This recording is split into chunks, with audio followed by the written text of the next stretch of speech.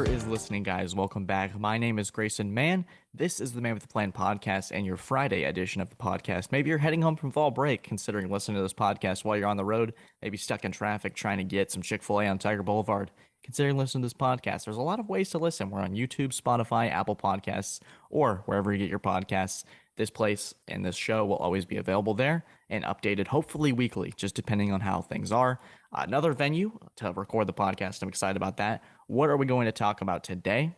We're going to talk about the college football playoff rankings. The first slate, it's always the most maybe divisive. That's the word I'll use. And then we're going to talk about my NFL MVP and fire and ice, job security within the NFL. But a couple tidbits before we get started. I'm heading up to Notre Dame this weekend, so this podcast is getting recorded beforehand. Very, very excited about that. I think I'm going to try a vlog style of it, but we'll see. It just kind of depends on what I get and what I see. I'm very excited about the experience and just the overall historical aspect of the Fighting Irish and Notre Dame.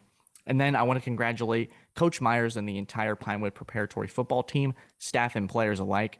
Super excited for you guys. Their first home playoff game against the First Baptist Hurricanes, their first home playoff game since 2017. Super excited where the program is going and the direction that it's taken. I've actually been a part of the program. I was a graduate, you can call it graduate assistant, just helping out the team for 2 years. So once again, congratulations to Pinewood. Guys, go get it on Friday night. Super excited and best of luck to you. But yeah, without further ado, let's get started with episode 107 and college football playoff rankings. The dust is settled, so let's talk about it. So the college football playoff rankings have been released. They were released on Tuesday night, and the top four is Tennessee, Ohio State, Georgia, and Clemson. Surprisingly, tops Michigan for that fourth and final spot. For me, the college football playoff rankings are always so much fun just because we get the mystery, the suspense. ESPN does a fantastic job on their, just like their production of it all. They're kind of like number four, and it's going to be, and then they flash on the screen. Everyone's like, oh my gosh, that's so crazy. But the first rankings and then the final rankings that decide everything, those are the most contentious in my mind. So I felt it was important to address them as they followed. So we're not going to talk about every single playoff team or every single top 25 team that was announced on Tuesday night, but I thought it was important just for the sake of this podcast, kind of go through it a little bit. So Tennessee, the Volunteers are number one. There have been a lot of number one teams that have historically kind of fallen off as they've been through this rankings, but this is not your grandfather's Tennessee team. This is a really, really strong Tennessee team with a Hendon Hooker quarterback and very, very dynamic offense. I can't wait to see that matchup in Georgia. Sanford Stadium is literally going to be on fire for that matchup. It's going to be Georgia's defense versus Tennessee's offense.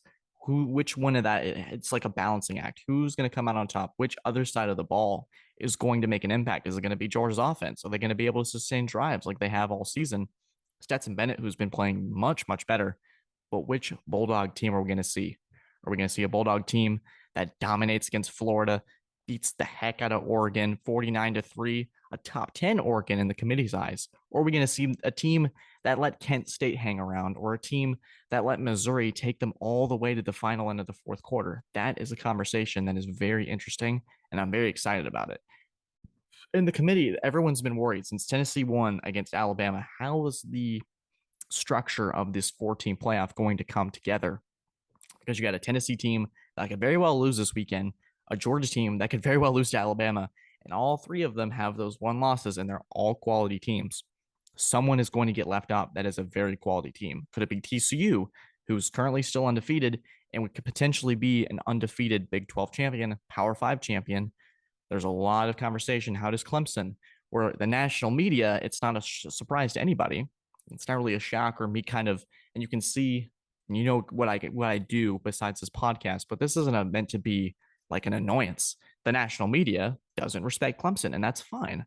It's just kind of the market and the narrative that's been surrounded by this team for years. This isn't anything new. This isn't just unique to 2022. This has been the conversation in 2018 when they rolled through everybody within the ACC. It's not a strong conference. It's not one of the stronger conferences. You can't really hold it. It's like comparing apples to oranges. The ACC has their strong teams. The SEC has their strong teams. But there is that distinct narrative that Clemson is surrounding, and they need to make a statement this weekend against Notre Dame. They've had big wins. All three of their top 25 wins are still in that. They got Syracuse, Wake, and NC State all within the top 25. Those are big wins. And the committee also respects wins against Florida State who, may I add, beat a top 10 LSU. And that Clemson win was on the road. So they are respecting that. Clemson is 5-0 in their games when they've played teams over 500, where Michigan is 2-0. So the body of work the committee took into value, which I think is important to note when talking about these two teams. And for Michigan and Clemson, it's not about, oh, Michigan's going to get hosed. This is the first ranking. If it was like the second to last, you get a little worried. But Michigan's going to get the chance to play Ohio State in a couple of weeks. Clemson, they win out, they're going to be fine. They're going to be an undefeated Power 5 champion and potentially play a top 10, top 15 UNC with star quarterback Drake May. That conversation we'll put aside for now. Michigan and Ohio State, they're going to pretty much duke it out for the playoff spot, because whoever they play in the Big Ten West is going to be an inferior opponent. It's going to be the battle between Michigan and Ohio State. In Ohio State, payback, playoff stakes on the line. Ideally, they're both undefeated going into that. I like Ohio State personally, but I think Michigan is a much improved team from last year, even without Aiden Hutchinson and a lot of those guys that declared for the draft. There's a lot of interesting narratives. Another thing I want to tap into before we get into our next segment is I like some sneaky playoff teams. TCU, I feel, is being slightly disrespected, but I can see why. They kind of struggled with an inferior West Virginia team on the road that has kind of struggled to find themselves, even with JT Daniels transferring. But they have Max Johnson and I think it's Max Duggan and Quentin Johnson, have been an unstoppable duo, especially within the Big 12 scope. Quentin Johnson's playing himself into a first-round draft pick for sure, just because the length and the size that he carries and the route running that he possesses. He's very decisive with his routes, and it's made it very easy for Max Duggan to get a rapport with him and for TCU to be undefeated like they are. They have quality wins, and they got another test against Texas Tech within the Big 12, but I would assume TCU would stay undefeated to get to the playoff. And if they go undefeated, I don't see a reason for the committee to deny them, because Alabama will be out of the picture by then.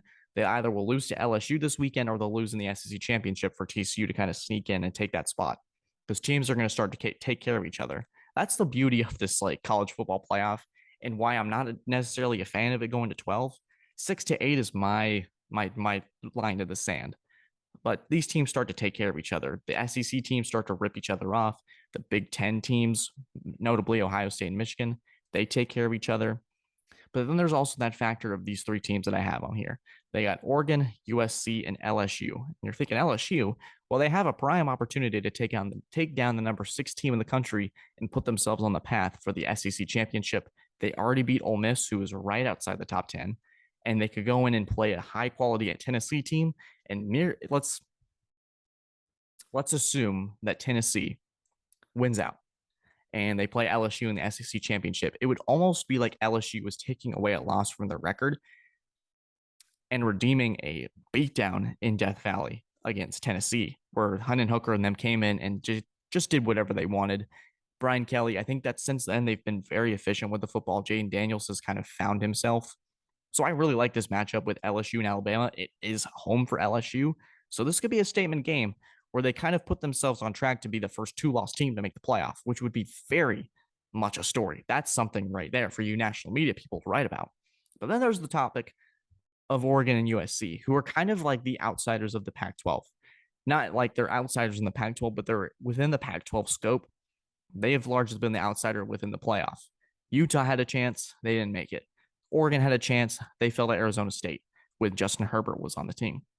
They've had Oregon in the national championship with Marcus Mariota, but that's about it. They had Washington in 2016 when Alabama and Bo Scarborough ran all over them, but the Pac-12 has been largely out of the national focus when it comes to the playoff. They're almost discarded at the beginning of the season as the one that could get left out. Let's say Oregon finds a way to sneak in. They need Georgia to stay perfect, because that loss reminds me of 2018 Ohio State, where the only reason in my mind Bama got in that year, where they sat out of the SEC championship and were picked over Ohio State, is because of that ugly loss to Iowa. It's stuck in the CFP committee's minds. That loss to Iowa trumped anything that Bama could have done and not be a conference champion, and they ended up winning the national championship. So Oregon's going to need Georgia to stay perfect. They're going to need Georgia to win the SEC so they can sneak in and say, hey, our one loss is to the SEC championship. SEC champion, granted, it was by a lot of points, but we've changed. We've evolved as a program since then. We've dominated our opponents. Bo Nix is playing like a Heisman candidate. There's a lot of things that can be circulated. It's almost like I'm drawing this like wide circle. It's we're not talking about this or this or this. We're talking about the college football playoff. I'm going to give you my initial prediction of who will be left to wrap things up. I think the Pac-12 is not going to have a representative solely because I just think things kind of focus and take care of themselves there. If there's going to be a team that gets left out, it's probably going to be them. I got Tennessee at 1. I think they win out, and I think they win on Saturday and in a convincing fashion. I think Georgia's offense is not going to be able to keep up with Hooker in Tennessee. At 2, I've got Ohio State. They're going to get their payback and in a big way against Michigan, even though I think this Michigan team is much better. At 3, I got Clemson. So you set up that Ohio State Clemson rivalry, which should be very interesting. And then 4, I got TCU. They're going to be a team that's going to be undefeated at the end of the season, and they're going to have a lot to say. They're going to have a lot to say within that conversation. But yeah, so if you got a college football prediction, drop it down below and say, what's your initial thoughts of the first 4? As we should say, it's almost like March Madness, the first 4. But yeah, that is our college football playoff rankings. I'm going to take a short break, and then we're going to get into who my NFL MVP candidate is and Fire and Ice. We'll be right back. Sometimes the MVP conversation just needs a heck of a story to accelerate it. And we've been on this podcast talking about how much I love great stories. We had a thing about DJ Uyunglele a couple weeks ago and about his story being one of college football's better ones this season. But this one, we're going to go into the NFL realm. We're going to talk about Geno Smith. And I know you're going to hear me and go, Grayson, are you about to tell me that you think Geno Smith should be an MVP candidate? And I'm like, you're absolutely right. The Seahawks are 4-3. They're rolling right now. They're 5-3. Sorry, excuse me. They're rolling right now. I'm gonna give you some stats in a second, but I just want to kind of set the scene. All right, it's March or April. The NFL trades are booming. Free agency has just begun, and Russell Wilson is on the market to head off to Denver. Broncos country, let's ride, as we all know very, very, very well now. And it was between Geno Smith and Drew Lock. We were like, this is going to be the worst team in the NFL. This is the quarterback battle we're getting. Seattle did not draft a quarterback. They've actually drafted really well, and this is part of why they're so successful. Pete Carroll believed in Geno Smith. He won the quarterback battle, and he's been nothing but efficient. This is just a quarterback that has been dinking and dunking the entire season. He's had things to work with. He and DK Metcalf, he and Tyler Lockett be a quality Giants team on Sunday, and he controlled that game.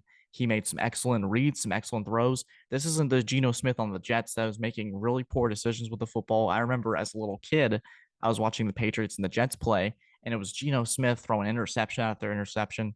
There's promise there, or you can go even way back to when he played in West Virginia and he beat the Clemson Tigers 70-33 in the Orange Bowl, and him and Tavon Austin just ran through everybody. That was also a story for something. But Geno Smith's career, it's a lot of ups and it's a lot of downs, backup quarterback roles, kind of biding his time. He played under Russell Wilson, I believe it was last year, where he came in for a couple of games and kept them afloat to an extent. But he's really improved as a quarterback. He was like a sponge. He takes everything in. Pete Carroll, whatever article you go to, whatever Twitter feed you want to go to, there's nothing but positivity surrounding him. He hasn't given up. And I think week 1, you started to fall in love with him. He had the quote, they wrote me off, but I didn't write them back. And you're just kind of like, yeah, yeah. And even if you want to say, Grayson, maybe MVP is a little too much, comeback player of the year, maybe more of probably a more fair assessment. But no, I want to go big or go home for this segment. So I just want to read you a couple statistics. They're 5-3. They just beat the 6-2 Giants, who 6-1 Giants were now 6-2. He's got a 72.7 completion percentage, which is one of the top in the NFL, with 13 touchdowns and 3 interceptions. It's a pretty good ratio, if you ask me. And it's not just purely, like I said, managing the game. And I'm not trying to make this grand thing that he should win the whole thing, because there's quality candidates out there like Jalen Hurts or Patrick Mahomes or Josh Allen. But I think the story really matters of where Seattle's been with Russell Wilson. And you also look at what Denver's doing right now. They're 3-5. They're struggling to move the ball on offense. And Seattle's almost like picked up an extra step with Geno Smith. They're buying in. He's become a fantastic leader for this team. The culture that is surrounded, it's like kind of Seattle's reinvented themselves and become a new team and a really fun team to watch. Yeah, Geno and them have had their moments, but it's also this learning curve that they had to take together. Really excited about what Geno brings to the table. And that story really matters, guys. It really, truly matters of what we're talking about here. I know the Eagles are 7-0. I know the Bills are good. Surprise there. The Chiefs are good. Surprise there. but there's a really pure thing to this. And I think someone like Geno Smith, who's gone through so much with the NFL, who's ridden these ups and downs, it's almost like peaks and valleys. And it's finally he's reached that top. The Seahawks are 5-3 at their top of the division, which includes the Super Bowl champion Rams, who they've had their struggles, but there's a good team hiding in there somewhere. The 49ers, they're 4-4, and they got Christian McCaffrey, who's on the rise. That's a team that Seattle is on top of. They got the Cardinals, who have a ton of talent, which we're going to talk about in a bit, but nothing really to show for. This Seattle team is more than just what they had. Their whole is greater than the sum of their parts, and Geno Smith is a part of that whole that's brought this together. 13 touchdowns, 3 interceptions, 72.7 completion percentage. That's better than a lot of these quarterbacks in the league. He's playing better than Aaron Rodgers right now. He's playing better than Tom Brady right now. He's playing better than, I'd say, 75% of the quarterbacks. He took down Justin Herbert a couple weeks ago in LA. Granted, the Chargers' home environment isn't exactly hostile, but he's had some signature wins this season, and they've started to pick it up and put it all together. He had that shootout in Detroit against a Lions team that's a very proficient offense, so he's had to kind of carry the load too as well. So there's a lot of things you can go to as the Seahawks progress and as they kind of just trend to get better. That week one narrative, maybe they lose to Denver and that it kind of all falls apart, but there's that belief in that buying in where Geno has just rallied this team around him. And that's something that's worth watching and something that's really worth celebrating in my eyes if you're an NFL fan. So Geno Smith, maybe is your MVP. Definitely should get some votes. All right, we're going to talk fire and ice in a second. I'm going to take a short break. We're going to talk about Robert Saleh, Mike McCarthy, Cliff Kingsbury, and we're going to talk about Josh McDaniels. And we're going to use 4 categories: freezing, cold, warm, and on fire. If you can guess who those are in the comments section, I'll give you a high five. But this is the Man with the Plan podcast, and we'll be right back. Every single year, the NFL head coaching carousel comes and goes. Whether you have guys coming in, people recently fired and retaining new jobs, there's always something new and something old. Everything's kind of coming together. And with the NFL season halfway, or approaching that halfway mark, I felt it was the right time to kind of say who's saved their job so far, who's in danger of losing it, and who's made some progress. So we're going to do 4 categories. We're going to go freezing, who's completely safe regardless for the rest of the season. Cold, I think they've saved their job, but I think a disastrous finish could potentially hinder their ability to retain their job as coach. Warm, who, if they don't act up quick, it could be trouble. And on fire, I believe they will be fired by the end of the season, if not midway through. So we're going to start with freezing. Robert Saleh. So I wasn't entirely a big believer in Saleh in 2021. I thought the team had a lot of energy and they fought for him, kind of like Dan Campbell, but I felt like he just sometimes didn't get it. And maybe that was Zach Wilson. Maybe that was just kind of the development and the growing pains of the rookie year. But I think in New York, there's a lot of expectations, and you can really start to feel the walls caving in, especially if the Jets had finished in a bad spot starting this year. That's completely opposite. Robert Saleh has done a fantastic job in year 2, making it work. Zach Wilson was out for the first couple weeks of the season, and the Jets were able to kind of pick up the pieces with Joe Flacco, and they've started to find their identity, which is exactly what Saleh is. He's a defensive head coach, and this team has this fantastic secondary. They've drafted really, really well. And I think that's something that I underrated going into the season is how well these rookies will play. Sauce Gardner, perfect example, is playing himself into the defensive rookie of the year. He is phenomenal. He in coverage, understanding of zones, his man coverage too. He's really good. He's a really good cornerback. And usually these first year corners either get toasted or they're really good. And he's found that balance of really, he's learned a lot and he's really playing well. And he's got kind of an attitude to him. And I really like that. But this team has a lot of energy. They're 5-3 right now. Yes, they did just lose to the Patriots, but this is a team that I feel like once Zach Wilson is taken care of, I think that their loss on Sunday was almost a blessing in disguise where they can see, yeah, Zach Wilson's probably not a franchise quarterback. If this team gets a quarterback in the offseason through the draft or through free agency or a trade, maybe somebody's disgruntled with a contract. Maybe it's Lamar Jackson. That's just something I'm throwing out there. I'm not saying anything. I'm just throwing it out there. But that's something that Jets team is one piece away from really contending in a division that's loaded. They've done a great job this year. So freezing for me is Robert Saleh. He's done an excellent job in year 2. For cold, it was Mike McCarthy. I think Mike McCarthy this year was make or break in Dallas, especially after last year's disappointing loss. You win the NFC East and you have a home playoff game and you fall to the NFC runner-up in San Francisco. I could see this going one of 2 ways. I see the Cowboys finishing really strong this year, maybe 13-4, and they have a home playoff game or they're on the road in the first round And if they get exposed or they get toasted, and it's another game where they have a ton of penalties that hold them back, I could see Jerry Jones making a hasty move and firing Mike McCarthy despite the job that he's done. He's saved his job for the most part. They're 6-2. They've been able to overcome the Dak Prescott injury, and I think they went 3-1 or 4-1 when Cooper Rush was playing in. They've played more efficient. They're running the ball better. The defense is playing really well as with Micah Parsons spearing that. So there's a lot of good going with Dallas, but the only reason I had him at cold is because I could see Jerry Jones making a hasty move and going, hey, let's say that they play the NFC South winner and they lose that game. Maybe it's the Atlanta Falcons or it's the Tampa Bay Buccaneers, where there's an inferiority kind of complex there where the Dallas Cowboys are a much better team and they performed much better in the regular season, yet fall to a Marcus Mariota led Falcons, or they fall to a Tom Brady team that's really struggled this year, and Jerry Jones pulls the plug on the Mike McCarthy experiment. Okay, this one I feel really strongly about. This is my warm, and it's Cliff Kingsbury. Now, he's got a whole lot of nothing. There's a lot of talent there. He had Kyler Murray, the number one overall draft pick. I've never been really convinced that Cliff Kingsbury was the guy to solve Arizona's problems. And he's 27, 29, and 1 as the Arizona Cardinals head coach. It feels like it's the same pattern every year. They start strong, they really make things work. And then after game 7 or 8, it just kind of falls apart.